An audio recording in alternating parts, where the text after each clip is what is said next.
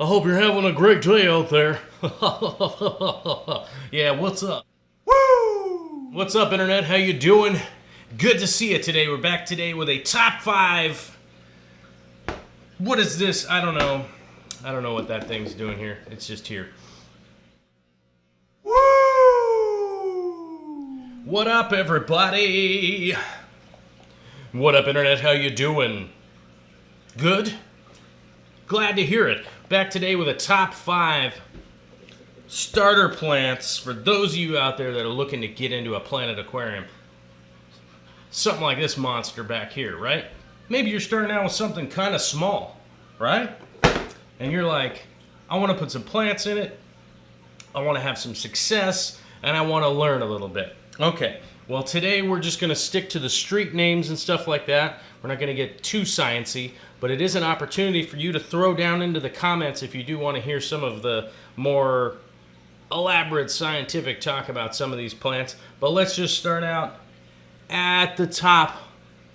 What is at the top? Number 1. Number 1 is going to be the illustrious Java Fern. I've got a little tiny one right here. These are some of the babies. I've got 3 little babies of Java Fern right here. These are some that have sprouted off the Java Fern in this aquarium right here, sending out little babies. One of the reasons I recommend anybody to start out with Java Fern, it is a little rhizome plant. It doesn't even need to be planted in the substrate because these little spindly roots right here will attach to things in your aquarium. You can also give a little helping hand with a little daub of super glue and put them into places where you want them to go. This little rhizome down here, that's the plant, and then it's got the leaves coming off of it. A very easy, very tolerant plant. It doesn't need a ton of light, doesn't need a ton of fertilizers or anything crazy like that. So I highly recommend this as a first starter plant that you can, you can throw that up in your jammy and let it do its thing in there and, experience the wonder that is some plants in your aquarium. That's a great starter plant right there. Number 2, why am I going backwards? I'm going 1 through 5, the backwards way. I don't know. We're not ending with 1. I guess we're starting with 1. So number 2, I would say, is Eatin, which is the one that I don't have right here. Okay, I've got the Eatin right here. I went and stole this one out of Vicky Toria's tank. Don't tell her. But Eatin's a little bulb plant, which actually is really easy to get these no matter where you are because you can actually order up the dormant bulbs themselves. So there are many varieties of these. I think last time I was looking, it's over 50. There's 50 different ones. One of them would be like Madagascar lace, along with this one right here, which is honestly the specific name of this one escapes me at the moment. But let's just continue on ever forward. They're a pretty resilient little plant. You can sprout them yourself at home. Like I said, you can get the dry bulbs, sprout them in a little container, a little bit of water, and then add these in. They do have to be planted in the substrate though. This bulb, as you can see, is sending out its new roots, and a couple of the little leaves up here have melted off because it's transitioning into Vicky's tank. So that's something to keep in mind that I wanted to mention in this video. If plants have their leaves melting off, that doesn't necessarily mean that they're dying. Oftentimes they're just transitioning to the new environment, so don't be super stressed out about that, because I know a lot of people are like, man, my plants died as soon as I moved them over to this new tank. Don't stress out about that. So that's a hot tip when I'm talking about Aponagitans, right? Yeah. Now, my number 3 plant to recommend is a Cryptic Rane. Now, these happen to be Wendetii, right? Right here, that's what these varietals are. Now, these are a root plant that you're going to have to plant into the substrate. It's a bunch of them back here in this aquarium back there. This one right here has actually split into 2. So these came out of a tank that I broke down just a little while ago, and you can see here they've split into 2, and then they have these little runners down here where they're sending out new plants. So hopefully you guys can see that on camera. Maybe you can, maybe you can't, I don't know. But I would highly recommend Cryptic Rane for anybody out there. It's a fairly easy plant, doesn't need a ton of light or anything like that. So even if you have some kind of cheap kind of DIY situation lights, these will still do well, even with stuff that maybe you got from the hardware store or whatever. These will work great. They're a great ground filler, and once you really get them going and stuff like that, you'll really see the big time benefit from these plants, and just how much they fill in and how beautiful they can be. One of the things to remember with the Cryptic Rane, those plants we were just talking about, is that they will melt, as we talked about before, when you move them even in their own tank. So if I was to move that one over there to over there, oftentimes the leaves will all melt back, but it'll re-sprout and grow in the new environment. So that's something that, this is a video that's directed for people that are fairly new to plants. I want to mention that a lot. Oftentimes aquatic plants, leaves will melt off and they'll grow back. So don't stress too much about that, and don't consider the plant dead even though its leaves melted off. Just bear with it, give it some time, and give it a nice environment, and it'll generally come out okay. Our number 4 plant. Now I just happen to have just a tiny little piece of it right here because I'm actually adapting this piece. This is Ludwigii, or Ludwigii.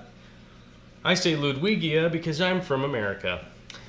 This happens to be a repens varietal. There's actually, I think the last time I looked it up, there's over 80 types of Ludwigii out there. So if anybody that's looking for variety, here's one that is, there are a lot of different varieties. You could do one whole tank with 80 different kinds of this and have it look totally crazy.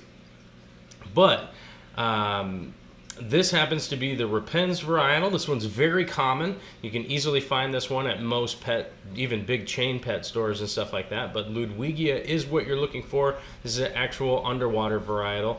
There are a couple out of the 80-something that aren't supposed to grow underwater. So always double check and see what the Latin name is of something to make sure that it's supposed to grow underwater. Whoa. Sorry about that, guys. I didn't mean to make another cut. But my SD card was full, so apparently stopped recording. But like I was saying, with the Ludwigii, you want to make sure that you have the underwater varietal and not one that's growing above, that wants to be growing above the water. And other than that, really simple stem plant. You can see this one I'm adapting here. This is actually a trimming from the top, and I've been floating this in the water for the last couple of days. You can see a new root has sprouted right here. And now I'm ready to trim this little kind of dead piece off and just plant it right into the substrate. As the new stems grow up, you cut the tops off, you can plant those back in the substrate and continue to propagate that way. This is a great plant if you are trying to learn plant propagation. If this is something that you're interested in and you're trying to essentially create a bunch more plants, this is a great one to start out with. This is Ludwigii. And its leaves, its patterns, the colors that it grows in are amazing. The more higher tech, the more light you put in, the more CO2, all that kind of stuff, they will generally either get really red or really bronze.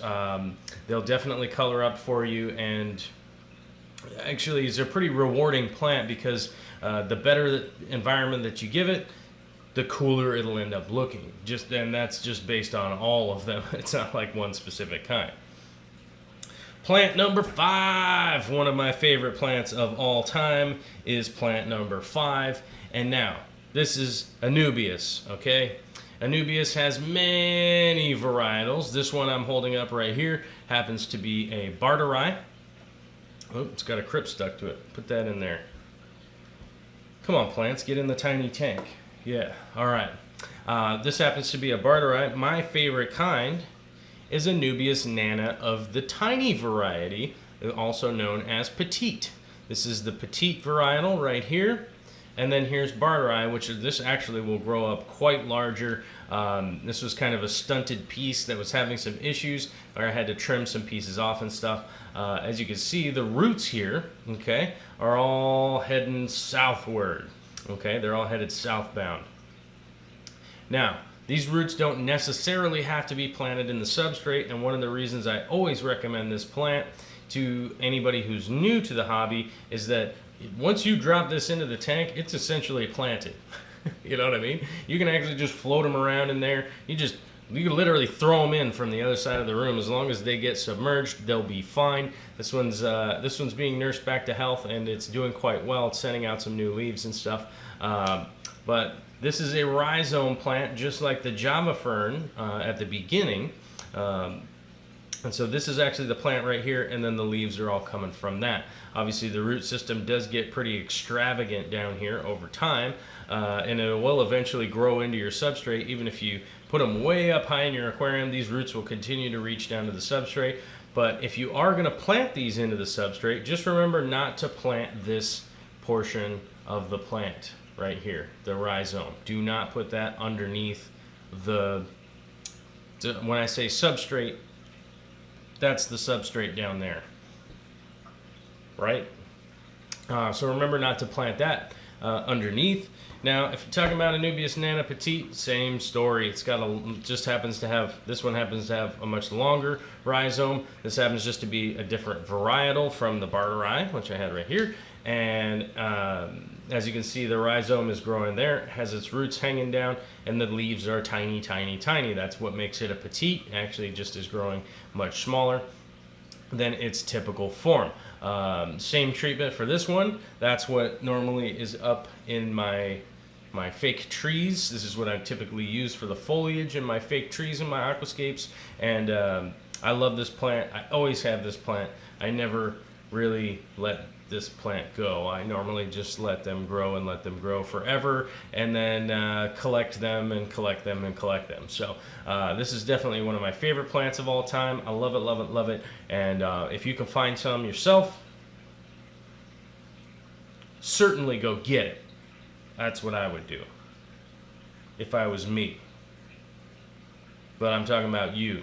So you should probably go get some of your own before I get it all, right? Okay. Well, hopefully that explains my top 5. You know, we got more videos on here. Check those out if you want.